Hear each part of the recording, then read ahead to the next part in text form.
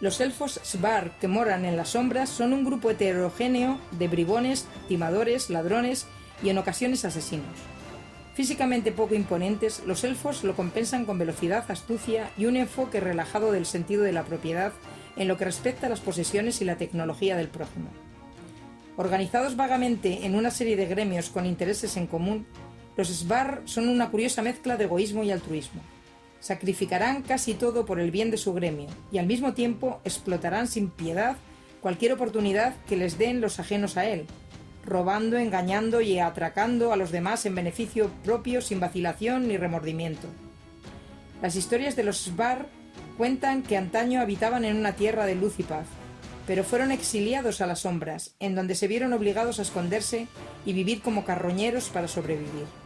No está claro si este exilio precedió a su traslado al crisol o si el mito, si es que lo es, se basa directamente en dicho traslado, pero sea como fuere, ellos sostienen esta historia como justificación para todas sus fechorías. Por suerte para los Svar, tienen un enorme talento para todas las artes, del latrocinio, la distracción y la reutilización de las herramientas de otros. Hay mucha confusión acerca de qué son exactamente las sombras. ¿Es una nación, un lugar, un estado mental? Los Svar son muy pragmáticos en este aspecto. Cualquier lugar en el que se escondan o en el que hagan negocios es las sombras. Los mejores ladrones son capaces de encontrar las sombras en cualquier parte. La mayoría de los ladrones de las sombras proceden de la tribu de elfos Svar, gente diminuta de piel oscura y ojos grandes con sonrisas perversas y sentidos agudizados. Gregarios y desconfiados con los extraños, los Svar dominan todos los gremios de las sombras. También se les puede encontrar viviendo y trabajando con seres de todas las especies en todo tipo de lugares y con todo tipo de credos y gobiernos. Pero estos individuos también pueden ser sombras, porque un buen ladrón puede pasar desapercibido en cualquier parte. A veces, humanos y otros alienígenas acaban en los gremios de las sombras. Al fin y al cabo, el crimen no es algo exclusivo de los Svar, y ellos reclutan a cualquier candidato que parezca útil. Algunos de estos reclutas se sienten más como en casa en las sombras que en sus tierras natales, y con el paso del tiempo se unen a un gremio a tiempo completo, en donde son también recibidos como cualquier Svar después de demostrar su valía. La mayoría de la tecnología de las sombras es robada o rapiñada de otros y adaptada para su uso. Algunos agentes de las sombras han conseguido incluso reprogramar a las hadas que atienden las biosferas del crisol y las usan como explotadoras, saboteadoras, asistentes o simplemente mascotas. Al fin y al cabo son adorables. Si hay una tecnología genuinamente propia de las sombras, son sus capas, dispositivos de ocultación que los rodean con un campo de invisibilidad. Los elfos de las sombras suelen llevar característicos emisores de sigilo con 3 puntos en varias partes de sus atuendos para disfrutar de una cobertura completa de su tecnología de invisibilidad o ilusoria, según haga falta. Mediante sus capas, los ladrones y bribones pueden volver siempre a las sombras cuando lo necesiten. Los Svar tienen una forma muy sencilla de valorar cualquier cosa que no pertenezca a su gremio. Puede servir de ayuda o es una amenaza. Los arcontes son claramente ambas cosas, así que hay que extremar el cuidado al contactar con ellos. Pero si se puede convertir a uno de ellos en aliado, los beneficios para el gremio pueden ser pingües. Como mínimo, los arcontes parece que pueden hablar con cualquier ser o cosa, por lo que pueden negociar acuerdos y transacciones en las sombras. A los arcontes, que suelen necesitar que otros les expliquen los conceptos de posesión personal y propiedad, les resulta fascinante la interpretación que tienen las sombras de dichos conceptos. El equilibrio entre yo primero y cualquier cosa por un colega, que define la cultura Svar, es un principio que muchos arcontes consideran notablemente sensato.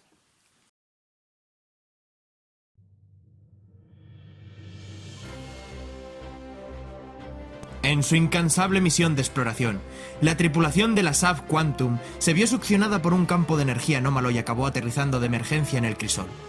Mientras luchaban por sobrevivir en su nuevo mundo, los científicos, los exploradores y el pequeño contingente militar de la Gran Alianza Estelar siguen dedicados a su misión, hasta alcanzar lugares donde nadie, ningún hombre, mujer, persona de género indefinido o ser con un género fuera del espectro ha podido llegar. Sí, Puede que allá donde vayan siempre se acaben encontrando con hombres, mujeres, personas de género indefinido o seres con un género fuera del espectro, pero que nunca se diga que la Alianza deja que los hechos se interpongan en su afán de aventuras. Y el hecho es que la Alianza Estelar ha pasado décadas explorando la galaxia e incorporando decenas de sistemas estelares a su pacífica y democrática alianza, mientras extendían su conocimiento científico por todo el universo. Y, sin embargo, nunca habían encontrado el más mínimo indicio de la existencia del crisol. Si logran algún día reparar la Quantum y volver a contactar con el comando de flota, estarán trayendo a casa un descubrimiento que sobrepasa todo lo que jamás se haya registrado en sus archivos. Desde su aterrizaje forzoso en el crisol, la tripulación de la Alianza ha construido una pequeña ciudad en la rocosa sabana del Valle del Tiempo. Aunque su designación oficial es Campamento 1, casi todo el mundo lo llama por su verdadero nombre, Ciudad Quantum. La Alianza Estelar es una comunidad políglota compuesta por multitud de especies de los diversos sistemas de su civilización. Cuentan con al menos 20 especies con pleno derecho a voto, sin mencionar robots cada vez más inteligentes y decenas de otras especies que tienen relaciones amistosas con la Alianza y conviven con ella sin ser miembros plenos. Aunque la tripulación del Quantum se compone principalmente de humanos, de la Tierra y de otros lugares, ayudados por una diversa gama de robots y dirigidos por la valerosa capitana Val Jericho, también hay varios alienígenas, muchos de ellos oficiales de alto rango. Por ejemplo, el oficial científico Kinkan es un Proximan de Alpha Centauri, de una raza conocida por su agilidad mental y habilidad manual, aunque poco resistente debido a la baja gravedad y el benévolo clima de su planeta natal. Por otro lado, el oficial de seguridad, el teniente Karkar, es de una especie mucho más resistente, los Hunduhan.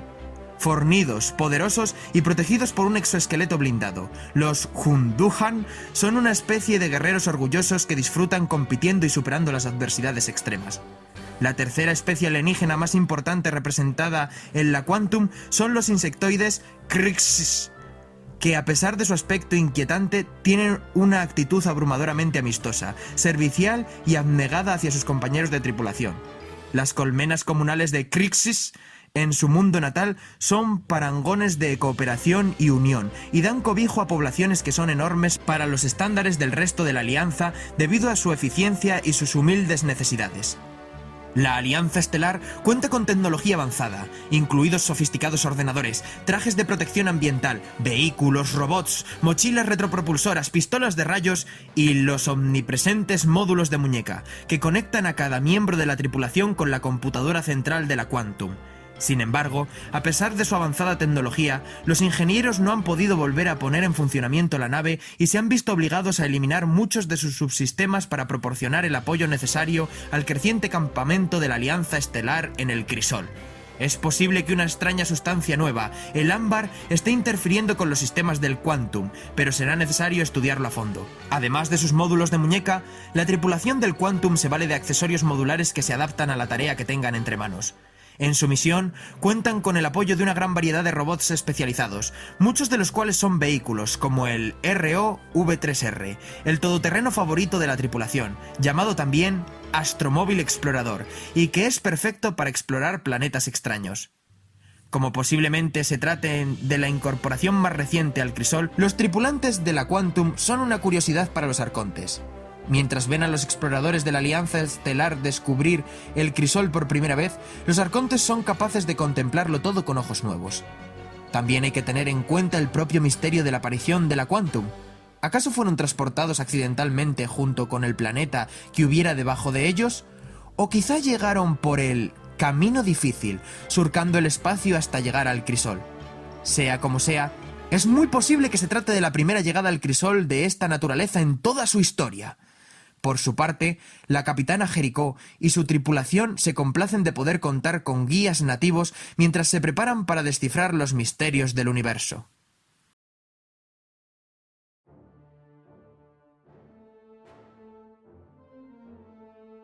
Da igual que desciendan de las cimas elevadas en una racia, que cabalguen sus rugientes motomonturas en los páramos desolados o que rían bajo la lluvia en mares tempestuosos, porque los clanes de guerra de Brobnar son siempre una visión temible. La casa Brobnar se compone de gentes muy diversas, y cada clan de guerra está liderado por los más fuertes, ya sea tras haberlo demostrado en el campo de batalla o en el Coliseo de Campeones, o simplemente por pura fuerza de personalidad y genio. Aunque las tradiciones orales de los gigantes describen un viaje desde la tierra mítica del Valhalla, la mayoría de los eruditos creen que la cultura Brobnar, tal y como existe hoy en día, se creó en el Crisol, quizá por la fusión de los grupos de primeros gigantes y las primeras tribus de trasgos que se encontraron.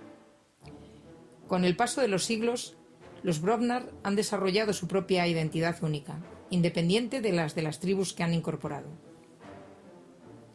En primer lugar, los Brobnar valoran la fuerza por encima de todo lo demás. En la sociedad Brobnar, cada cual tiene derecho a poseer lo que su fuerza le permita tomar, y un oponente o rival sin la fuerza necesaria para defender su propiedad no merece conservarla. En segundo lugar, los Brobnar se preocupan mucho por su imagen y por proyectar fuerza. Que te consideren débil es lo mismo que serlo. En tercer lugar, los Brobnar adoran la música ruidosa, el alcohol potente y los objetos brillantes. Para el resto del Crisol, los Brobnar son peligrosos enemigos y valiosos aliados. Algunos clanes de guerra cobran un tributo de sus vecinos, y otros alquilan sus servicios como mercenarios. Muchos Brobnar pasan el tiempo conviviendo con otros, demostrando la fuerza de su casa y aprendiendo, a veces con dolor, sobre la vida en el Crisol. De cuando en cuando, alguno aprende la lección más valiosa de todas, que por fuerte que sea cada uno por separado, todo gigante, trasgo o cualquier otra criatura es más fuerte cuando trabaja en equipo. Y cuando esto ocurre, el Crisol entero se echa a temblar. La mayoría de los Brobnar son gigantes, poderosas criaturas humanoides de casi 3 metros de altura, con piel jaspeada de varios tonos. Acostumbran a llevar el cabello peinado en crestas de colores brillantes. Aquellos que se molestan en dejársela suelen tener barba larga, y se adornan con tatuajes y símbolos de su clan. En el clan Gargantes, por ejemplo, decoran sus cuerpos con tatuajes azules, con los que se celebra su ida del laberinto del hielo de Robohechicero. El tesoro de los Gargantes incluye también el cráneo de dicha hechicera, que parece casi idéntico a una lata. Hace mucho tiempo, un nutrido grupo de pequeños e inteligentes trasgos se unió al pueblo Brobnar. Suelen quedar relegados a una categoría inferior como siervos, debido a su pequeña estatura y aparente debilidad, pero los trasgos son una raza resuelta, y un puñado de ellos ha ascendido en sus filas como líderes y chamanes respetados, incluso entre los gigantes. Los Brobnar suelen aceptar a cualquiera en sus clanes siempre que tenga fuerza de voluntad y ganas de luchar. Aunque a los ojos de gente más civilizada parecen toscos y simplones, los Brobnar son grandes partidarios de cualquier tecnología que sea ruidosa, destructiva o preferiblemente ambas cosas. Como pueblo violento y con tendencia a sufrir lesiones y accidentes, entre ellos está muy extendido el uso de prótesis y mejoras cibernéticas. Prefieren las armas que les permiten enzarzarse con el enemigo directamente y recrearse en su gran fuerza.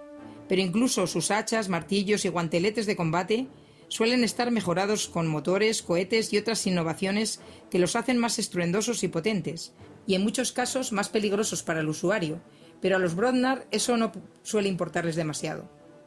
Dado que valoran la fuerza, usan su ámbar como fuente de energía para ciertas máquinas, o incluso adornan sus cuerpos con él para fortalecerse. Las mercancías de los Brobnar, que disponen de una infraestructura industrial mínima, son fabricadas a mano una a una por artesanos. Debido a esto, están hechas para durar, y a los artesanos cuyas creaciones sean resistentes, bonitas y escandalosas, se les tiene en tanta estima como a cualquier guerrero. Los Brobnar también tienen buen ojo y oído para la belleza, de acuerdo con los estándares Brobnar. A otros, su arte y su música pueden resultarles, sobre todo, excesivos. Los Brobnar son un pueblo intensamente físico, y la naturaleza más etérea de los arcontes les resulta desconcertante. Si un arconte quiere ganarse el respeto de los Brobnar, debe manifestarse físicamente y demostrar su fuerza de voluntad o física, nada de lo cual suele ser difícil para los arcontes. Una vez han probado su valía, los arcontes descubren que los Brobnar son compañeros leales y formidables, joviales y directos. Muchos arcontes con aliados Brobnar se descubren a sí mismos ataviados con un cuerpo físico con cada vez más frecuencia, disfrutando de los placeres sencillos y universales que esta forma conlleva.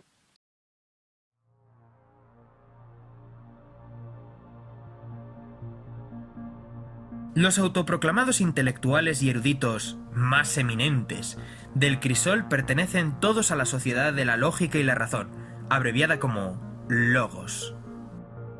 Cualquier logotariano estará encantado de confirmar este hecho si se lo preguntas, o si no se lo preguntas, o si simplemente le das la más mínima oportunidad de hablar. Logos se ha dedicado al avance del conocimiento científico y el entendimiento, dejando de lado tantas preocupaciones terrenales, o al menos de la carne, como ha podido gracias al uso de su tecnología avanzada. Cada logotariano acostumbra a reemplazar todas o la mayoría de las partes de su cuerpo con maquinaria con el paso de los años, escapando así a las distracciones de la forma física, y continuando con su trabajo mucho después de que la enfermedad o la muerte lo hubieran reclamado de otro modo. De hecho, el uso de cuerpos cibernéticos está tan extendido que nadie de fuera de la sociedad puede recordar qué aspecto tenían los cuerpos físicos de los logotarianos originales, o si llegaron al crisol en sus cuerpos cibernéticos directamente. La Casa Logos no suelta prenda sobre este asunto. Aunque algunos califican el obsesivo compromiso con el avance del conocimiento a toda costa de poco ético y describen algunos de sus experimentos más inventivos como desquiciados, catastróficos o muy malos, los auténticos teóricos se burlan de semejante mentalidad retrógrada. Entienden que los secretos del crisol son mucho más importantes que las vidas de cualquier individuo o ciudad, y que nunca se ha alcanzado ningún progreso sin haber provocado antes alguna que otra diminuta singularidad que deformase el espacio-tiempo local. Logos se divide, en términos muy amplios, en dos grupos: los teóricos y los mecánicos. Cada grupo considera al otro inferior intelectualmente y cada uno está convencido de que las contribuciones más importantes a la ciencia y la tecnología han surgido de sus esfuerzos. Los teóricos se ocupan del campo de la razón pura y la posibilidad, desarrollando constantemente nuevas teorías en el proceso de desvelar los secretos del universo, tanto el universo que es como el que podría llegar a ser. Consideran todo lo que pueda demostrarse con las matemáticas y la razón potencialmente verdadero, y todo lo que no como algo sospechoso que hay que atacar rigurosamente hasta que pueda encontrarse un modelo teórico que lo explique. Los mecánicos, por otro lado, se ocupan de los datos empíricos y del mundo tal y como es. Una teoría es inútil si no se puede poner a prueba, y una tecnología no se considera válida hasta que se construye y muestra al mundo.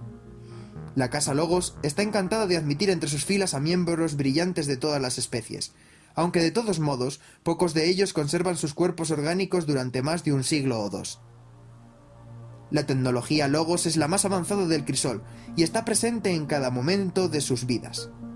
De hecho, es raro ver a un logotariano que no tenga tecnología Logos incorporada en su cuerpo, ya sean miembros flotantes con enlaces magnéticos para facilitar la modularidad, o un modulador de disonancia cuántica para... a saber.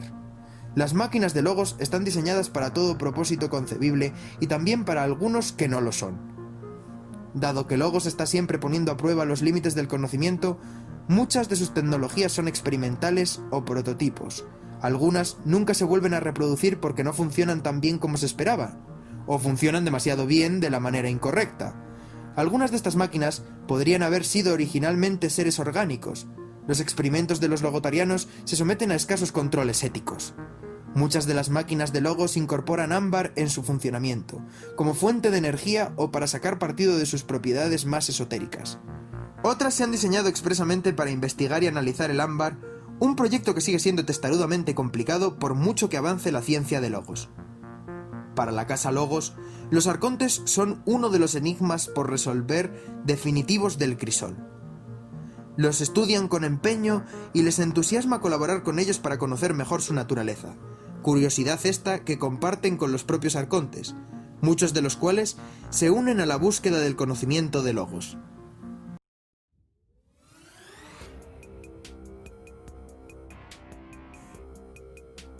Marte, como imperio, es excepcional en el aspecto de que ha seguido siendo un bloque político y cultural prácticamente inalterado desde que los arquitectos lo reubicasen en el crisol hace 2 siglos. Quizá debido al hecho de que la transición se produjo durante los últimos días de la caída de Marte, o quizá simplemente porque son relativamente recién llegados, el imperio marciano ha permanecido intacto en el crisol. sigue estando bajo el control de los venerables marcianos y dominando agresivamente tantos territorios del crisol como puede controlar en su cruzada xenófoba para garantizar que Marte siga vivo. Ahora con el ámbar como fuente de energía, en lugar de la caborita que envenenó su planeta natal, la maquinaria de guerra de Marte ha alcanzado cierto éxito, pero también se ha ganado enemigos más formidables y peligrosos de lo que esperaban.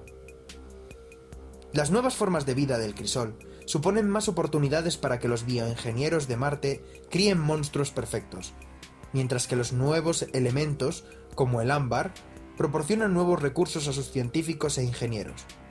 Pero los soldados marcianos, con sus pistolas de rayos y vehículos con armas láser, no siempre salen victoriosos de sus enfrentamientos con los guerreros Brobnar o las manadas de simios Bilordos. Para que Marte alcance de verdad la victoria, tendrá que reclamar los cielos con sus platillos volantes. Por desgracia, solo han tenido un éxito limitado a la hora de reconstruir la flota marciana, y alguna extraña fuerza impide que sus naves espaciales se eleven por encima de la atmósfera. De todas maneras, con sus grandes instalaciones de clonación y naves nodrizas flotantes que lanzan a sus soldados al combate, los relativamente débiles, en el sentido físico, marcianos se han hecho fuertes en Nova Gelas y controlan ahora 3 ciudades enteras. Que todos tiemblen ante el poder de Marte. Al contrario que otras facciones del crisol, Marte no ceja en su búsqueda de la pureza genética y cultural para que Marte nunca muera. Incluso antes de su aparición en el crisol, Marte se valía de la tecnología de mejora genética y la clonación extensiva para dividir su cultura en 2 castas distintas. Los venerables, más altos e inteligentes, que gobiernan sobre los soldados marcianos, más pequeños y débiles, pero mucho más numerosos. Mientras que se espera que los soldados de la casta inferior muestren la más absoluta lealtad a Marte, y se les disuade, a veces mediante electrocorrección craneal, de desarrollar personalidades individuales, los venerables tienen una amplia variedad de áreas de experiencia e intereses y disfrutan de una considerable libertad para recrearse en sus deseos personales. Algunos desarrollan armas biológicas, plagas o monstruos terroríficos. Otros estudian a los seres inferiores y el crisol, y otros llevan un archivo de la cultura y la historia marcianas. Juntos, los venerables gobiernan colectivamente el imperio marciano. Todo por la gloria de Marte. La tecnología marciana ya estaba muy avanzada cuando los transportaron al crisol, y a pesar de que tuvieron que reinventarse por completo para adaptarse al nuevo entorno, desde entonces no ha hecho otra cosa que volverse más sofisticada. Los soldados marcianos van a la guerra armados con poderosas armas misteriosas, pilotando bípodes y naves altamente avanzadas y letales, mientras liberan monstruosidades modificadas genéticamente como vanguardia para acabar, si todo sale como debe, con los enemigos de Marte. Como quizás sea de esperar, la mayoría de las tecnologías marcianas están o bien diseñadas expresamente para la guerra, o pronto se modifican para tal propósito. Aunque antaño Marte dependía de la caborita como fuente de energía para sus pistolas de rayos y para hacer levitar sus platillos volantes, el ámbar, que solo puede encontrarse en el crisol, es un apto sustituto. Esta sustancia psicorreactiva parece haber desatado el potencial psíquico de la raza marciana, y nuevos experimentos en control mental, telepatía y otras tecnologías psiónicas auguran un futuro prometedor para los marcianos. Para los venerables de Marte, los arcontes son al mismo tiempo amenazas y aliados potenciales. Su sabiduría y poder son incuestionables, pero también representan el potencial de corromper la pureza marciana con sus ideales y compañeros extraños. De todas formas, la amenaza es aceptable cuando la compensación es tan elevada, así que los venerables toleran la confraternización con los arcontes, tampoco es que tengan muchas alternativas. Por su parte, los arcontes raras veces tienen la oportunidad de explorar una sociedad que haya permanecido tan fiel a sí misma, y por supuesto, la alegre belicosidad de la maquinaria de guerra marciana también es atractiva a su manera.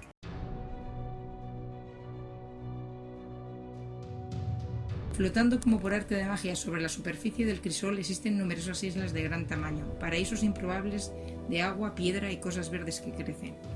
Hay quienes piensan que estas islas no son más que el comienzo de una nueva capa del crisol que los arquitectos irán ensamblando en los próximos milenios. Otros especulan que esta nueva capa ya está en construcción y las islas son los restos descartados del proceso. En cualquier caso, muchas de estas islas están gobernadas por la Casa Saturn, que es también su nombre colectivo. Una nación-estado teocrática unificada por su fe gnóstica y protegida por los angélicos caballeros del Saturn, además de otras órdenes de caballería y de cruzados, que es segura, limpia y agradable, lo cual es una combinación de lo más inusual en ningún reino del crisol. Allá donde se desplieguen las alas doradas de sus caballeros, los inocentes y los justos pueden descansar tranquilos, seguros de que están bajo la protección de la Iglesia del Ojo Abierto. Por supuesto, la definición de lo que es inocente y justo queda a la entera discreción de la propia Iglesia. La mayor parte de los acólitos de carne y hueso de la Casa Saturn son seres humanos, pero no cabe duda de que la Iglesia del Ojo Abierto no tiene su origen en el planeta natal de los mismos. Es posible que tanto el Saturn como su fe se creasen en el crisol, a imitación quizá de los arcontes, con los que los primeros creyentes debían estar familiarizados. Si es algo que sepan los eruditos y los monjes grises, no piensan compartir esos secretos con los no iluminados. Aunque a menudo está por encima, literalmente, de las preocupaciones terrenales, el Saturn se comunica regularmente con el mundo de abajo. Misioneros, embajadores e incluso mercaderes recorren las calles de las aldeas y las ciudades del crisol, o incluso viajan a lugares salvajes e inhóspitos para llevar la verdad del Saturn a los infieles. Habitual es que reciban con los brazos abiertos a estos viajeros, y cuando no es así, bueno, para eso están los caballeros. La religión del Saturn enseña que a través de la meditación, el aprendizaje y el crecimiento espiritual, cualquiera puede alcanzar la iluminación y trascender su necesidad de un cuerpo terrenal. Muchos de los caballeros y los clérigos de alto rango son seres espirituales de energía pura. De hecho, las formidables armaduras alimentadas por energía que llevan los caballeros son dispositivos de contención imprescindibles para sus formas espirituales, que de otro modo no podrían afectar al mundo físico en absoluto. Las alas resplandecientes y las espadas doradas que blanden los caballeros con impresionante eficacia son proyecciones espirituales, hay quien diría psíquicas, de la voluntad del creyente, que toman forma con el uso del sagrado ámbar y son una prueba más de la naturaleza divina y espiritual de todos los seres. La mayoría de los poderosos espíritus del Saturn solo pueden manifestarse en las naves benditas de sus catedrales o por medio de la armadura sagrada de los caballeros. Los espíritus más formidables del Saturn, llamados ángeles, ya no están atados por tales limitaciones y parecen poder manifestar su forma y voluntad directamente como seres de cegadora luminosidad dorada. Sin embargo, hay aún muchas criaturas de carne y hueso en las filas del Saturn. La iluminación no se halla fácilmente y para muchos lo importante es el viaje más que el destino. Hay quienes aseveran que los espíritus del Saturn fueron siempre seres de energía y que la iluminación y la trascendencia son inalcanzables, una estafa propagada a lo largo de las eras para oprimir a las masas, pero tales herejes suelen ser silenciados rápidamente por el propio Saturn. La tecnología más característica del Saturn es la gloriosa armadura de sus caballeros, poderosos trajes cibernéticos que hacen más fuertes, sanos y rápidos a los portadores con cuerpo físico y permiten a los caballeros espíritu realizar grandes proezas. Gran parte de la tecnología del Saturn depende de la energía espiritual de su usuario e incorpora ámbar que sirve como conducto. Para los caballeros, esta energía suele canalizarse en forma de alas y halos de luz dorados, que otorgan a los guerreros una movilidad y visión táctica del campo de batalla superiores. Sus armas también están mejoradas con energía dorada, que da lugar a hojas de luz pura, escudos que vibran de poder y otros efectos que reflejan y ensalzan el propósito del caballero. Aparte de lo que respecta a sus caballeros, gran parte del Saturn es de un ascetismo prácticamente bucólico. La arquitectura es hermosa, pero construida con técnicas perfeccionadas con el tiempo que datan de hace eones. Sus registros se archivan a mano y en papel. El alimento se cultiva con el sudor de la frente. Y en general, la virtud, la sencillez y la paz son lo más preciado. Esto es así al menos para los laicos. Las catedrales en sí son monumentos a la luz interior y la gloria del santo, por supuesto, así que en ellas no se repara en gastos. La diferencia entre un poderoso ángel del Saturn y un arconte parece tan sutil que para la mayoría de los creyentes del Saturn es insignificante. Desde el punto de vista de la Iglesia, los arcontes son una manifestación de todo aquello en lo que creen. Un alma pura, una consciencia perfecta y libre de todas las limitaciones de la forma física. Los caballeros del Sanctum ansían aprender de estos seres, y los arcontes, por su parte, ansían que los consideren, traten y adoren como deidades. De hecho, algunos arcontes cumplen su papel y pugnan por mejorar las vidas espirituales de sus seguidores.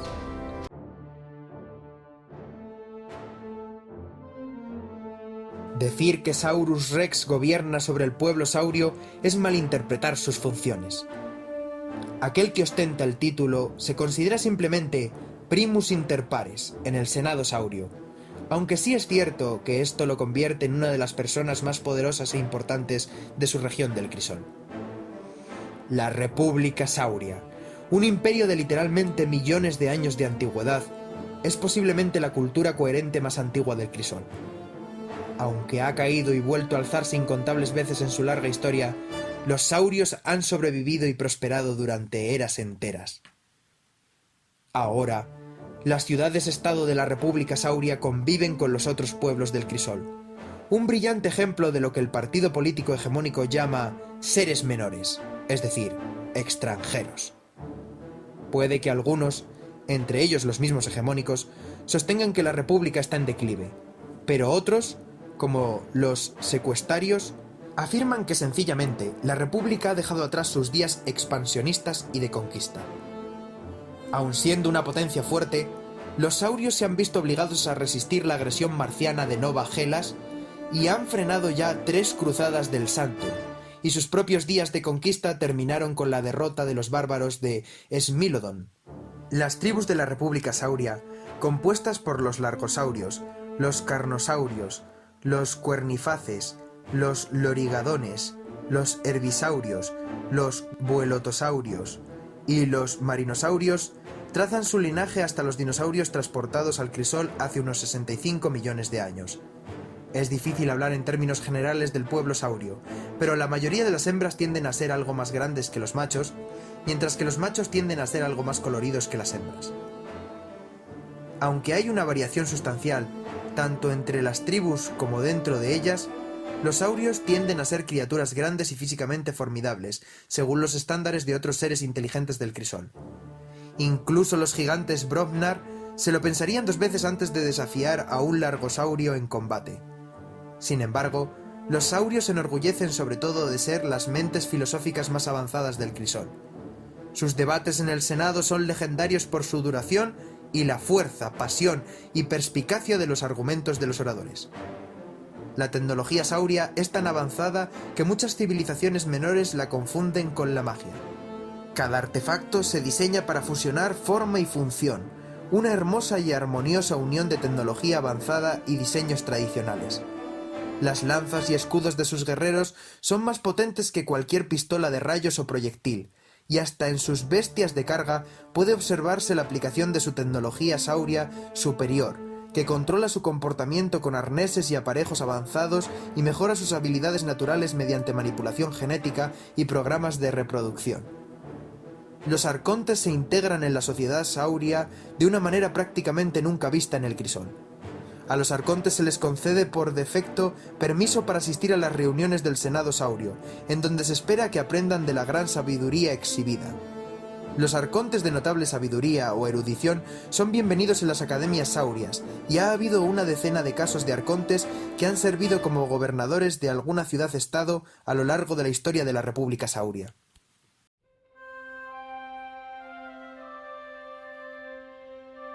Los arquitectos reunieron plantas, animales y otras formas de vida de todo el universo para poblar su Crisol. De hecho, aún siguen haciéndolo combinando biomas ajenos en un todo, si no completamente armonioso, sí al menos lleno de fértil y bulliciosa vida. Los cuidadores de las diversas criaturas salvajes del Crisol son las hadas mecánicas, autómatas extravagantes que hacen todo lo que pueden para mantener una apariencia de equilibrio. El caso es que, aunque se esfuerzan por mantener este equilibrio, las hadas ni siquiera intentan mantener separada a la fauna, por lo que los lobos de la Tierra no tardan en convertirse ellos mismos en presa de los Snegars marcianos. Los simios bilordos de Regulus Prime cuelgan de las ramas de lento florecimiento de los árboles nepentes de Visgar, y las hormigas azucareras de Alpha Centauri nutren a las atrapamoscas venusianas, no confundir con las plantas sorprendentemente similares de la Tierra. Con el tiempo, estas especies evolucionan hasta encontrar su hueco en el crisol, e incluso llegan a integrarse o cruzarse con las de otros mundos si son compatibles biológicamente, ayudadas en ocasiones por las hadas o las extrañas mutaciones ocasionadas por el ámbar salvaje. Aunque muchos de estos animales siguen siendo reconocibles como bestias similares a las de sus planetas de origen, otros se convierten de forma absoluta e irreversible en criaturas del crisol y no pueden encontrarse en ninguna otra parte del universo. En conjunto, a estas criaturas se las denomina la casta indómita. Junto con humanos y otros seres conscientes que rechazan la civilización y se retiran a la naturaleza, forman una numerosa y caótica facción propia. Sin una forma de organización centralizada, de hecho muchos de sus miembros carecen de verdadera inteligencia, la única constante de los indómitos es que son fieles a su naturaleza, sea cual sea. Como la casa indómita incluye por definición toda criatura, planta, hongo, ser vivo salvaje que vive en el crisol, todo lo que digamos sobre su diversidad es poco, pero lo vamos a intentar. Es muy diversa. En cuanto a los seres conscientes que podríamos describir como sus gentes, de la especie que sean, tienen más puntos en común. Algunos se criaron en sociedades civilizadas que rechazaron. Otros siempre han vivido en la naturaleza. Todos ellos se sienten más cómodos bajo los cielos abiertos del crisol que en ciudades de piedra y acero, conversando con bestias y aves que con otros seres dotados de razón. Algunos, quizá gracias al frecuente consumo y uso del ámbar, han desarrollado una habilidad casi sobrenatural para hablar no solo con los animales, sino también con plantas y hongos. Esta capacidad parece magia y muchos llaman a quienes la poseen brujas u otros nombres derivados de sus propias mitologías, pero en realidad son individuos inofensivos, la mayoría. La casa indómita en general no usa tecnología, algo natural considerando que la mayoría de los eruditos establecen la diferencia entre seres con raciocinio y bestias salvajes por el uso que hagan de ella. De todos modos, la línea que marca esta separación es difusa y aunque se considera a los simios bilordos como animales, sí que confeccionan joyas toscas y se valen de herramientas sencillas cuando lo necesitan.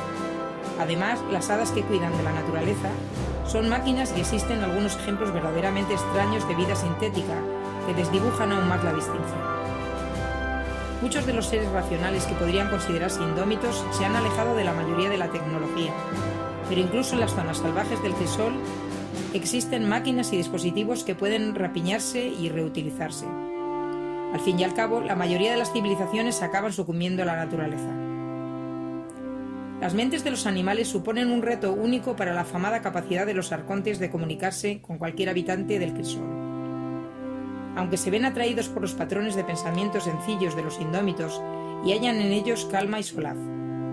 A otros lo que les atrae es la sensación de libertad salvaje y natural que exhiben estas criaturas.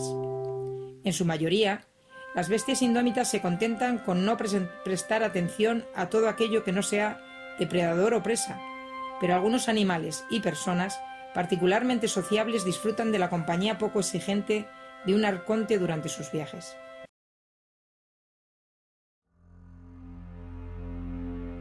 Por todo el crisol se cuentan historias sobre monstruos terribles que habitan en el espacio entre los mundos. Estas criaturas surgen desde el subsuelo para aterrorizar a los inocentes, con sus diablillos robando ámbar y sus formidables demonios destruyendo a todo el que se les oponga. Cuando algún desgraciado viaja a su inframundo natal, conocido como Dis, no se vuelve a tener noticias suyas. Estos demonios semivivos, según detallan las historias, son criaturas cuyos orígenes están entre los mundos, por lo que no tienen una vida que pueda considerarse como tal, ni experimentan dolor o alegría por sí mismos. En vez de eso, deben arrebatarles estas experiencias a los seres inocentes del crisol. Buscan las emociones más extremas y las consumen como sustento. Allá donde la rabia es incontenible, acecha un demonio, azuzando las llamas del rencor y cosechando las emociones, las mismísimas almas de los seres que experimentan esa furia. La codicia, el miedo, el sufrimiento, los demonios causan todas esas emociones en los mortales con el fin de hacer acopio de ellas y traerlas de vuelta consigo a sus diabólicas guaridas. Los teóricos de Logos se burlan de tales historias y las consideran estupideces supersticiosas. Explican que no son más que parásitos que anidan en la superestructura del crisol que separa esta capa de la inferior. Con sus emociones anuladas debido a la falta de estímulos en aquel espacio, los demonios se valen de las propiedades psicorreactivas del ámbar para captar las improntas emocionales y mentales de otros residentes del crisol y devolverlas a Dis para estudiarlas más tarde o quizá para usarlas de forma recreativa. Cuando se les señala que estas teorías coinciden exactamente con las historias supersticiosas, solo que con palabras más grandilocuentes, los mismos teóricos descalifican tales afirmaciones como bobadas y proceden a repetir la misma explicación punto por punto, pero más lentamente. Los demonios de Dis son, digan lo que digan los mitos, criaturas de carne y sangre, o como mínimo piel, o quitina insectoide, y fluidos, además del horror tecnológico pesadillesco que conforma sus numerosas alteraciones cibernéticas. No está muy claro si todos los demonios pertenecen a la misma especie debajo de sus enigmáticas máscaras, o si quizás son criaturas diversas a las que se ha transformado en demonios por medio de algún siniestro proceso. Como es comprensible, los voluntarios para estudiar esta cuestión escasean. Los sirvientes de los demonios son los diablillos, seres robóticos caóticos y a menudo aviesos impulsados por una inteligencia escasamente menos aterradora que la de sus amos demoníacos. Cuanto menos se hable de los humanos que se unen voluntariamente a esta facción, mejor. Las máquinas de Dis son mitad hechicería y mitad alta tecnología, y los demonios incorporan ámbar en cada faceta de sus dispositivos para que también puedan capturar las emociones de sus víctimas. Los hornos de Dis arden con un intenso calor. En ellos se funde su hierro negro y las almas, o las improntas de las emociones, se descomponen en sus elementos fundamentales para el consumo de los demonios. Estos mismos fragmentos de ámbar chamuscado se incorporan a continuación a los diablillos y otras de las máquinas con conciencia que emplean los demonios, para luego enviarlos a recolectar más ámbar y más almas. Incluso aunque funcionalmente no sea necesario, los dispositivos de Dis tienden a presentar bordes afilados, superficies que abrasan al tacto, pinchos y otras muchas oportunidades para que los más incautos se hagan daño. Los arcontes son los únicos seres del crisol de los que puede decirse que de verdad se comunican con los demonios de Dis, y a muchos de ellos les resultan infinitamente fascinantes. La devoción de Dis por las sensaciones y emociones extremas puede resultar particularmente atractiva para los arcontes a los que les resulta difícil empatizar con la condición mortal. Algunos incluso han solicitado a los demonios que les hagan una presentación personal de los conceptos del dolor y el miedo.